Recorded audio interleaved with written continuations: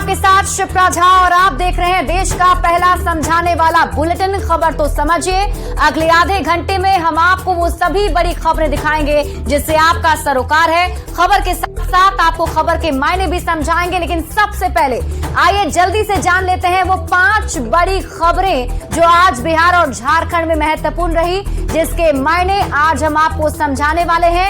एक एक करके उन बड़ी खबरों पर हमारी नजर होगी।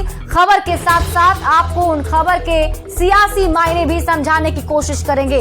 और सबसे पहले जो हमारी खबर आज होने वाली है वो होगी जयंती के बहाने चुनाव की बिसात को समझिए, क्योंकि आज जयंती के बहाने बीजेपी का सुपड़ा साफ करने की बात कही गई है। एमपी चुनाव के लिए जेडीयू की दूसरी लिस्ट जारी हो गई है, इसके मायने आपको समझाएंगे। तीसरी खबर होगी चुनावी मोड में झारखंड की सियासत, क्योंकि झारखंड में अब लोकसभा चुनाव की तैयारी तेज हो गई है। रामलला की प्राण प्रतिष्ठा की तारीख तय हो गई है, वो तारीख आपको बताएंगे और इसके मायने भी समझाएंगे। पांचवी खबर होगी हिंसा की आग में बिहार कब कब झुलसा, क्योंकि एक बार फिर से बिहार में हिंसा की खबर है और कब कब हिंसा से बिहार झुलसा है, इसके मायने आपको समझाएंगे। लेकिन सबसे पहले शुरुआत कर लेते हैं बिहार के पहले मुख्यमंत्री डॉक्टर श्री कृष्ण सिंह की जयंती पर पटना में आयोजित कांग्रेस के कार्यक्रम को लेकर सियासत गर्म है। समारोह के चीफ गेस्ट आरजेडी अध्यक्ष लालू प्रसाद थे और कांग्रेस की ओर से लालू फैमिली का बचाव खुले मंच से किया गया, तो लालू प्रसाद ने भी बीजेपी को खत्म करने का दावा कर दिया है। पहले आप ये रिपोर्ट देख लीजिए, फिर खबर तो समझिए।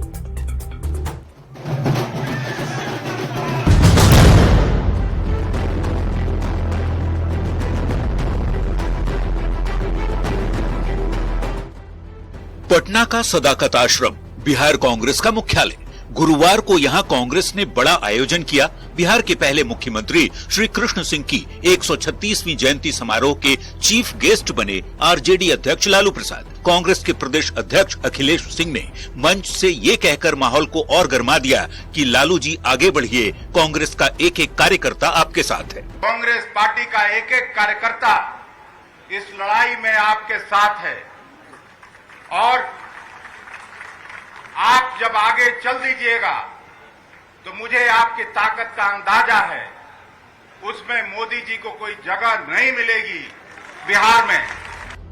कांग्रेस के आयोजन को पूरी तरह हाईजैक कर चुके लालू प्रसाद की बारी जब बोलने की आई तो बीजेपी के सफाई का दावा किया।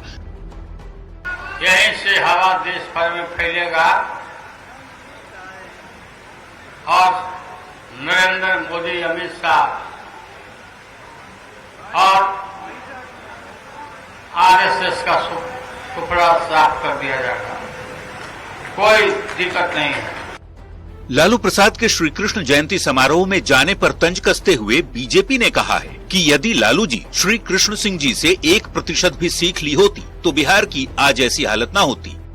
जहाँ तक बात है स्वर्गीय श्री कृष्ण सिंह जी की, वह बिहार के सबसे सफल मुख्यमंत्री रहे और उनका 1% भी लालू जी ने अगर कुछ सीखा होता तो बिहार की यह दुर्दशा नहीं होती।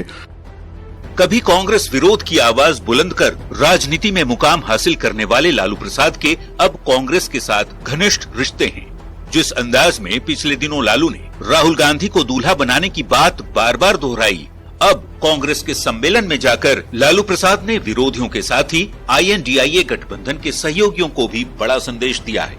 न्यूज 18 के लिए पटना से संजय कुमार के साथ दिल्ली से अमितेश सिंह की रिपोर्ट।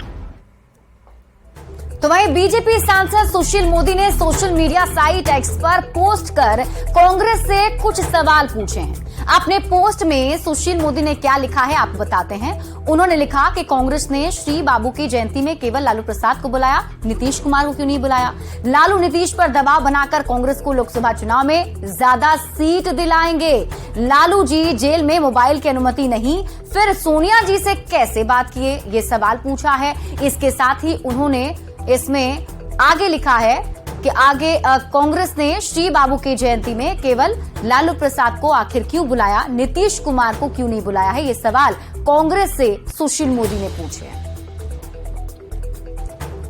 और अब आप जयंती के बहाने चुनाव की बिसात को समझिए। श्री कृष्ण सिंह की जयंती पर पटना में कांग्रेस का एक बड़ा कार्यक्रम हुआ। कांग्रेस ने लालू प्रसाद को मंच पर बुलाकर मान सम्मान दिया। हालांकि कांग्रेस और आरजेडी का गठबंधन है, इसलिए इसमें कोई दिक्कत वाली बात नहीं है। लेकिन कांग्रेस के सियासी पार्टनर तो नीतीश कुमार भी हैं, लेकिन कांग्रेस ने नीतीश कुमार को नहीं बुलाया या नीतीश कुमार इस कार्यक्रम में गए ही नहीं। यहां समझने वाली बात यह है कि पिछले दिनों लालू प्रसाद ने राहुल गांधी को दूल्हा बनाने की बात कही थी।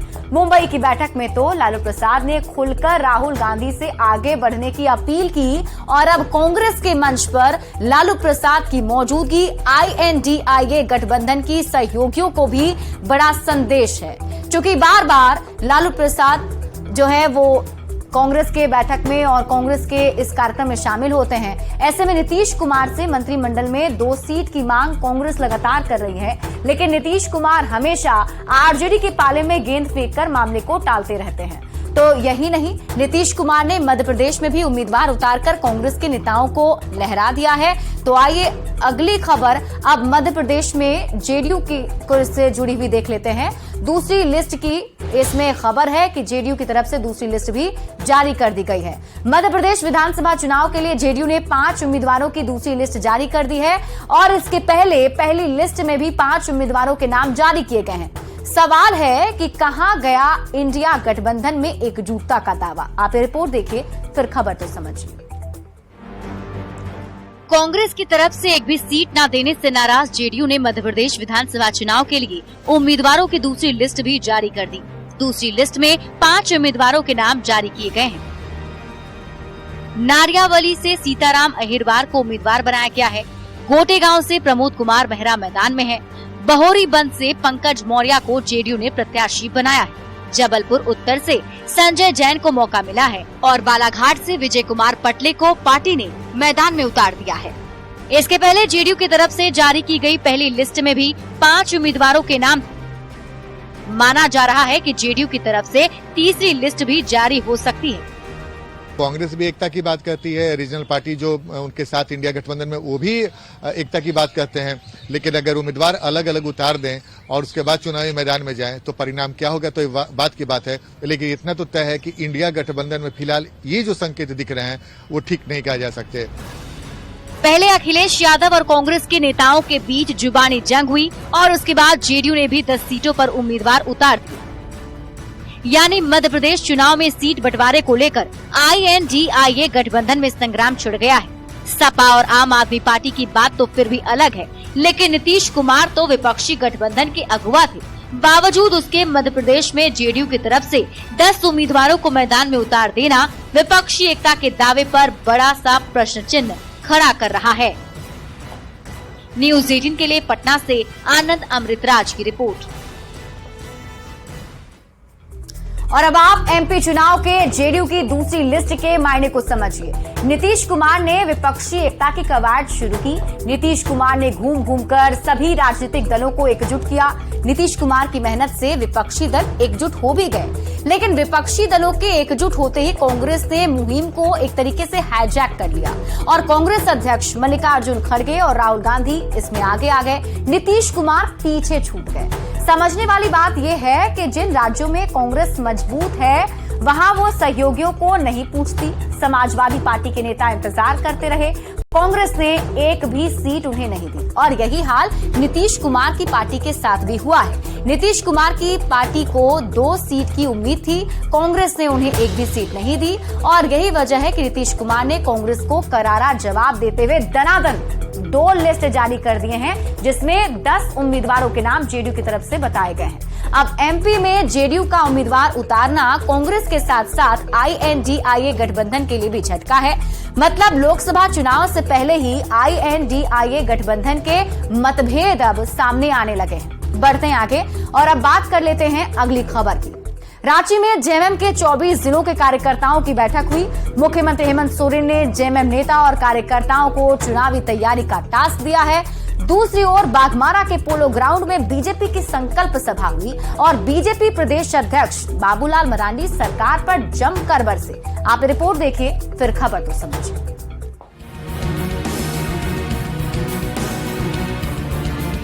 2024 के लोकसभा चुनाव के पहले झारखंड के सियासी दल चुनावी मोड में आ चुके हैं।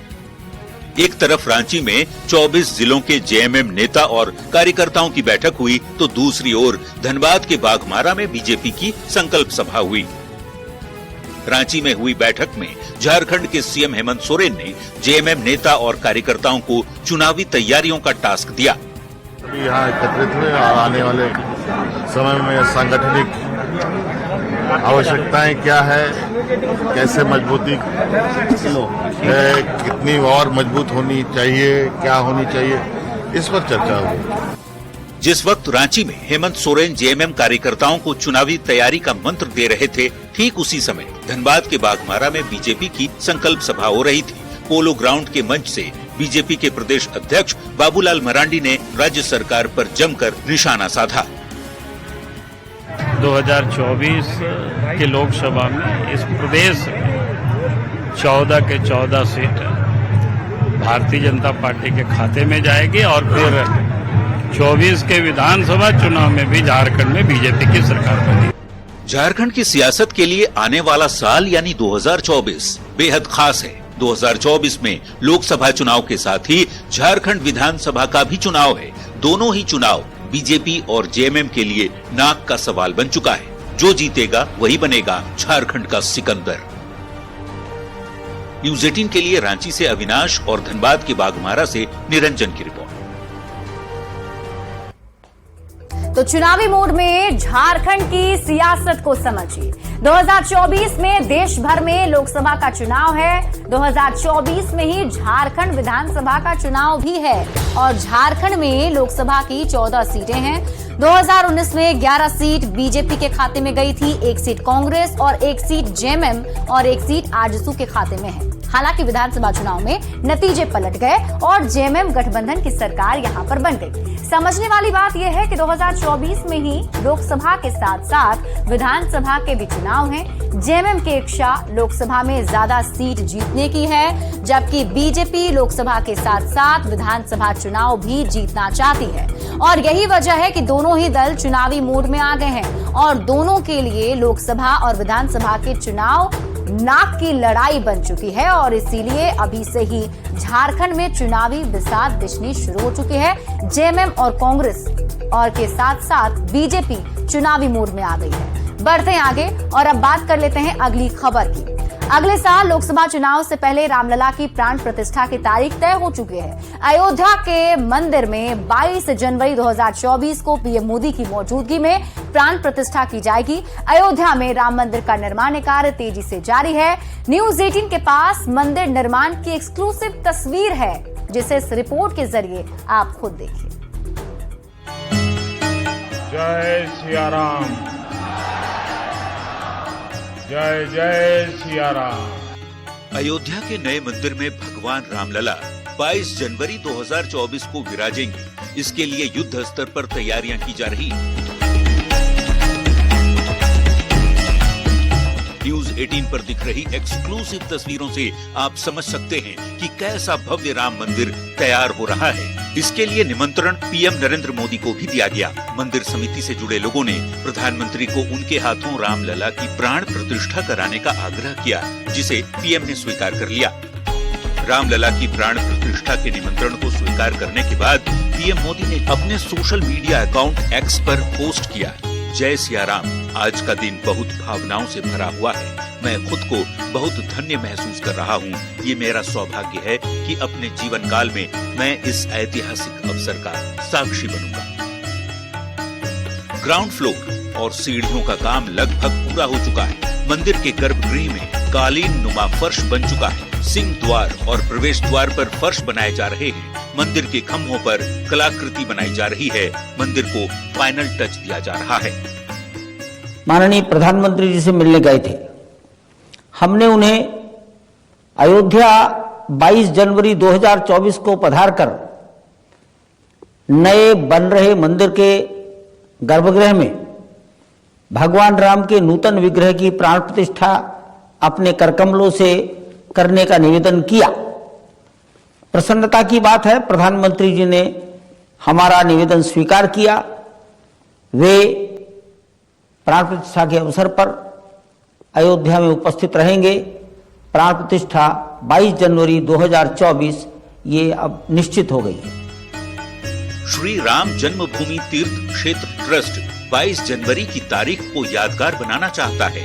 दावा किया जा रहा है कि रामलला के प्राण प्रतिष्ठा के आयोजन में देश भर के 5000 से ज्यादा संत महात्मा ऐतिहासिक अवसर के गवाह बनेंगे।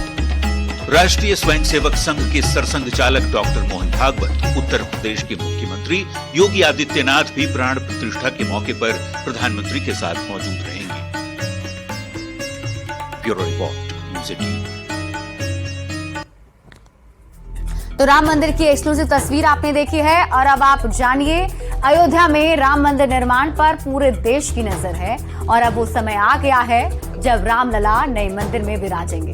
22 जनवरी 2024 को नए मंदिर में रामलला विराजेंगे। प्रधानमंत्री के हाथों रामलला की प्राण प्रतिष्ठा होगी और इसी के साथ हिंदू धर्म से जुड़े लोगों की सबसे बड़ी इच्छा पूरी हो जाएगी। ऐसे में सभी को बेसब्री से 22 जनवरी का इंतजार है जब प्राण प्रतिष्ठा की जानी है। बढ़ते हैं आगे और अब बात करते हैं अगली खबर की।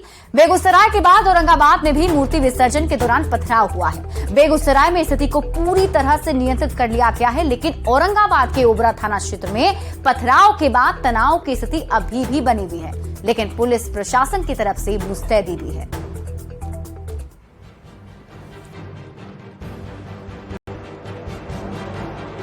बेगूसराय के बाद औरंगाबाद में भी मूर्ति विसर्जन के दौरान पथराव हुआ।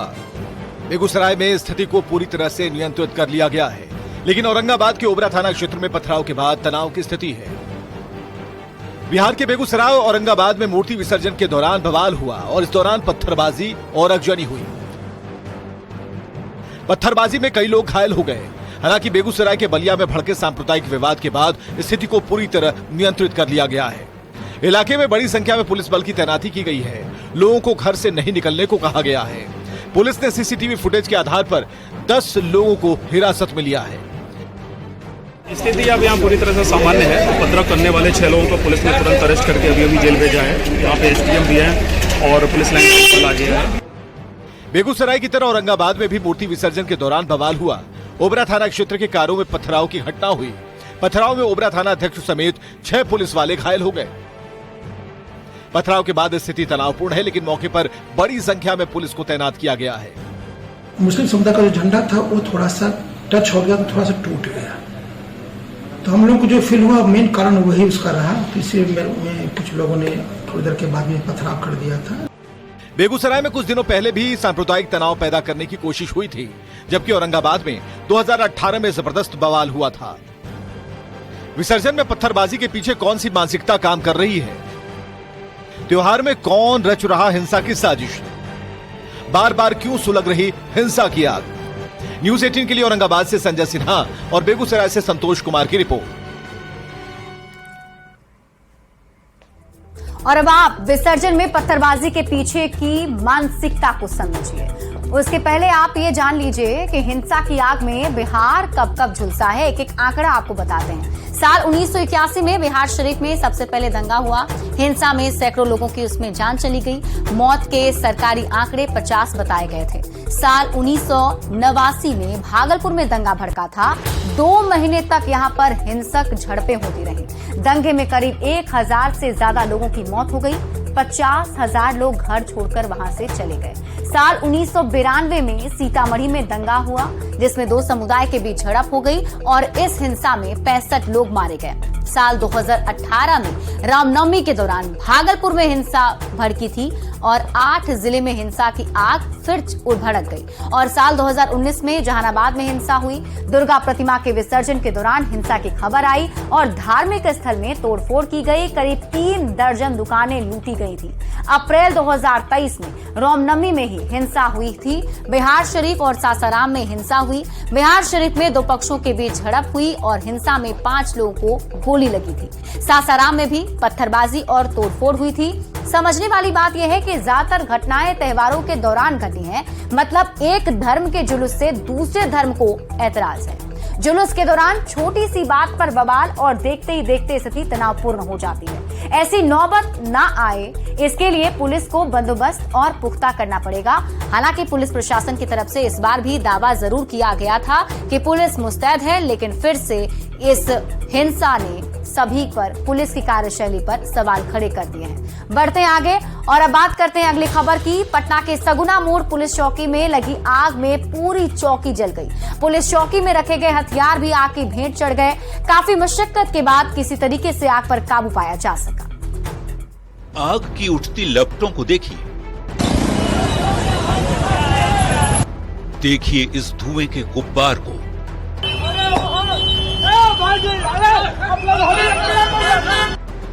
और ध्यान से सुनिए रुक रुक कर आती ठाई ठाई की आवाज।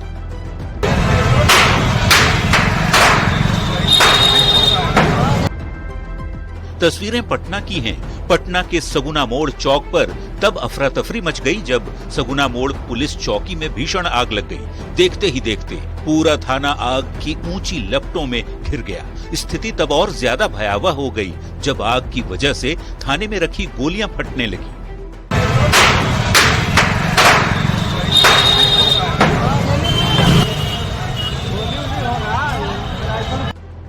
खैर, काफी मशक्कत के बाद दमकल विभाग की टीम ने पुलिस चौकी में लगी आग को बुझा दिया। लेकिन जब तक फायर ब्रिगेड को सूचना दी जाती, जब तक दमकल कर्मी वाटर कैनन के साथ थाने तक पहुंचते, तब तक 3 राइफल और करीब 200 राउंड कारतूस आग की भेंट चढ़ चुके थे। टेम्पोररी स्ट्रक्चर था तो आग भी कार्डबोर्ड होने के कारण काफी तेजी से फैल गया और वैसे कोई जान की क्षति नहीं हुई। बाकी जो और जो भी क्षति हुई उसका असेसमेंट किया। बताया जा रहा है कि सगुना मोड़ पुलिस चौकी प्लास्टिक के चादर से बनाई गई थी। शॉर्ट सर्किट से आग लगी और देखते ही देखते आग बेकाबू हो गई। हालांकि आग की वजह से कोई हताहत तो नहीं हुआ, लेकिन थाने में रखा सामान जरूर खाक हो गया। ये तो भगवान की कृपा रही कि आग की वजह से फटती हुई गोलियों से कोई नुकसान नहीं हुआ। न्यूज़ 18 के लिए पटना से संजय कुमार की रिपोर्ट। और फिलहाल इस बुलेटिन में अभी के लिए बस इतना ही। आगे देख लेते हैं हेडलाइन।